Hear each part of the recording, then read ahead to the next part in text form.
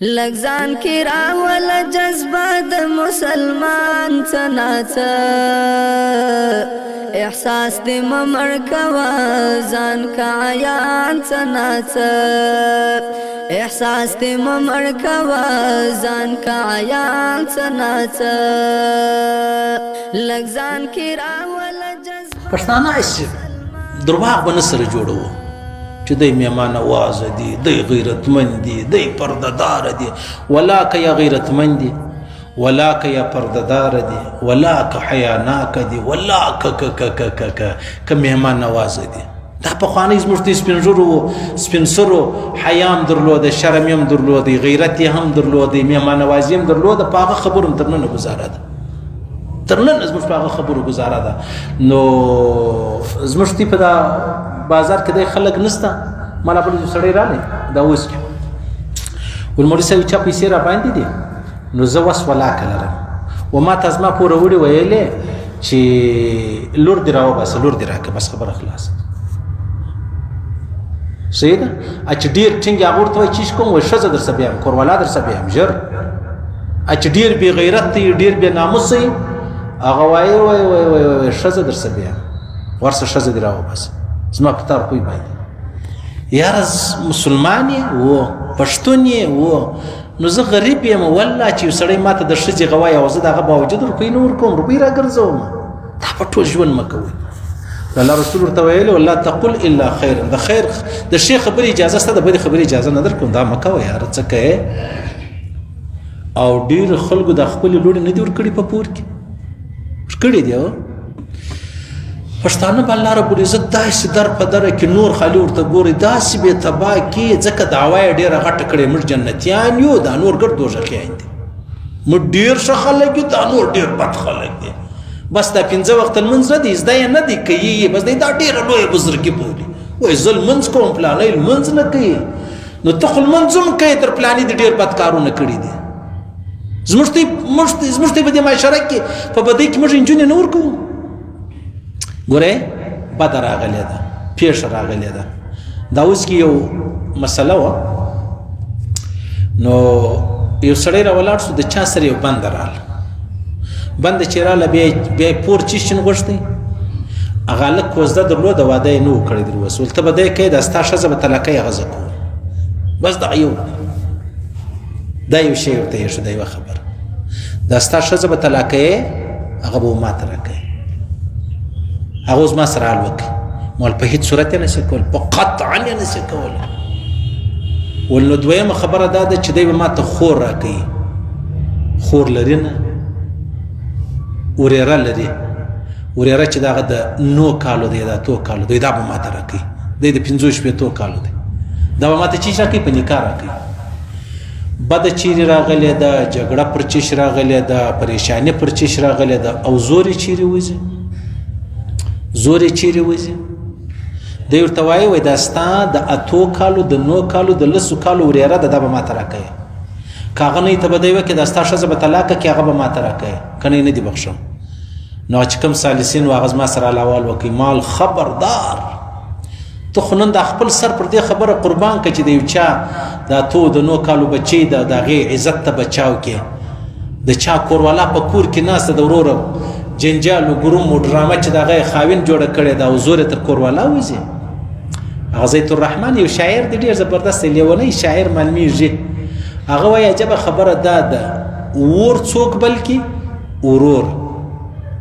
اور چا بل کړی دی ورور جګړه بدي فساد بل او بیا په چیش مړ کوي دا اور د خور په دوپټه د خور په پړونې مړ کوي دا اور ورور بل کړی دی او دا هغه د ورور چې بل سوی دی د خور په دوپټه یې باندې یې مړ کوي یعنی معنا دا ده چې کور تا خراب کړی دی بدي تا کړې ده جګړه تا کړې ده قتل تا کړی دی او په بدله کې به خور ورځي د دغه جګړې د ختمېدو دپاره به خور پکې ورکوي ولې پکې ورکوي ها منم که خور راځي او بالکل زه پر دواړو سترګو کوم منم هغه خلکو ویل چې بس ټیک د سیده موږ روغه غواړو تی موږ ته یو زنانه راکړه موږ که درکوله که نه درکوله ټیک د سیده یو شد لري لیکن که دا خبره وه چې درېمان راولاړ سو چې بس بل شی نسته ته به خور پکې ورکوي ولې خور پکې ورکوي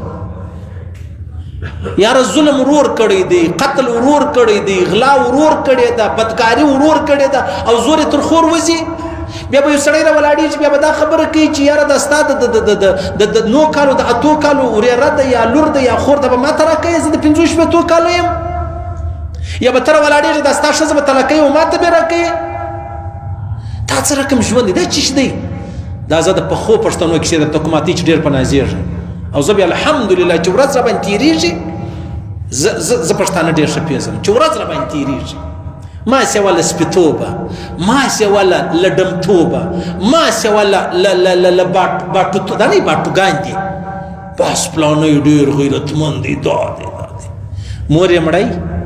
پلار یې مړی، په پور چیش کوي،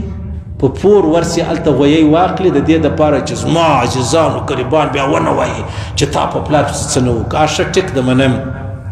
په پور دې غویی واخیستې جایزه ده واخله، هغه غویی والا ته اوس پیسې ولې نه ورکوي؟ خو د پلار یې 40 تېره سوې ده، کال یې تېر سلو، بل کال یې تېر، ولې پیسې نه ورکوي؟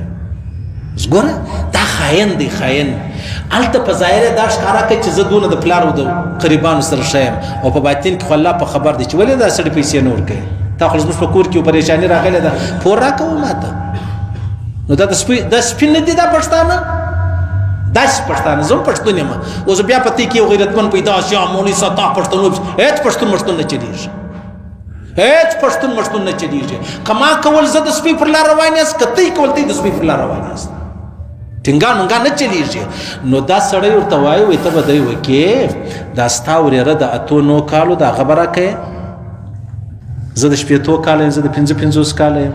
که هغه نه یې دا خپله ښځه به طلاق کوې. زید الرحمن څه ویلې؟ ولور بل کړی چا دی؟ ورور دی، او بیا د خور په دوپټه باندې هغه اور مړ کوي. دا زموږ د معاشره ټوله پر دې خبرو روانه ده. نو د الله رسول ورته وفرمایل لا تقل الا خیرا. ګوره د بلې خبرې حق نه لري، ستا پر مار پوی باندې پر دواړو سترګو دې باندې زه به روپۍ در کوم. خو لیکن که ته دا خبره کوې چې ستا خور ستا لور ستا کور والا هېڅ حق هېڅوک نه لري، په هېڅ صورت یې نه لري، په هېڅ صورت چې تر قیامته څوک روپۍ چاته نه ورکوي، لري نه تر قیامته، بلکې لري نه ورکوي. دا حق څوک نه لري چې ستا خور ستا لور ستا کور والا هېڅوک حق نه لري. نو هغه درېیم ته ما ویل مال خبردار ته خو د خپل سر نن قربان که پر دې عزت باندې، د چا لور د چا خور د چا ورېره ته قربان که دا عزت. دا به بیا تا ته زه پښتون ووایم، تا ته به زه خان و ملک و سردار ووایم، او حق دې هم دی. ډېر خیال به کوې، ګوره ډېر خیال به کوې. هغه مولوي صاحب پر دواړو سترګو انشاءالله العزیز. او بیا الحمدلله د یوې بچې عزت بچاو سو، د 9 کالو د 8 کالو. الحمدلله د یوې خور چې پر کور ناسته ده، واده یې لا نه دی سوی، د طلاق بچاو سوله. په دې کې ټیک دی د ملکانو ډېر لوی لاس دی، د خانانو سردارانو ډېر لوی لاس و، خو زما مشوره پکې شامله وه چې مال قطعا داسې ونه کړي. الله به موږ پر دې وبخښي. یو سړی راغلی و، هغه په کور کې یا خور یا لور یا هر شي چې هغه څه مطلب یو غلط حرکت سوی و. نو بیا دی راولاړ سوی و، مطلب مړی یې کړی و، دې ښځې سره یې چا خبرې کړي یا ټلیفون یا هر څه چې و. نو مړی چې کړی و بس اوس رالو ول د هغه خپله خور یا لور یا هر څه دا زه وژنمه، ما ته اجازه شته که نشته؟ مال نه په هېڅ صورت نشته اجازه. هغه ولي مولوي صاحب غلط کار یې کړی دی، زما څنګ ته قرآن پروت یا کمره کې، مال دا قرآن راسه لاس کښېږده تا 2 واره کړی دی، تو خدای ووایه. بیا مولوي صاحب و ډېر واره مې کړی دی. نو مال ته یې قرار کوي، نو ستا مرګ اوس ما ته جایزه دی؟ ولیا مال نه و تا ته د دې ښځې مرګ هم نه دی جایز. مولوي صاحب پر دواړو سترګو زما ستا سره وعده ده، که دې نجلۍ ته چا په بد نظر وکتل یا په کم نظر وکتل یا یې پیغور ورکړي، انسان دی، ګناه زموږ ته د ګرد څه سوي دي. کم سړی په موږ کې ډېر بزرګ دی. اول زه خپل ځان در ښایم، ما د دې بچي ژوند الله بچاو کوي، زما پس سبب یې زه سولم. نو ستا څه خیال دی دغه بچي چې لاس پورته کړي، یا الله د مولوي صاحب مغفرت وفرمایي، الله به ما نه وبخښي؟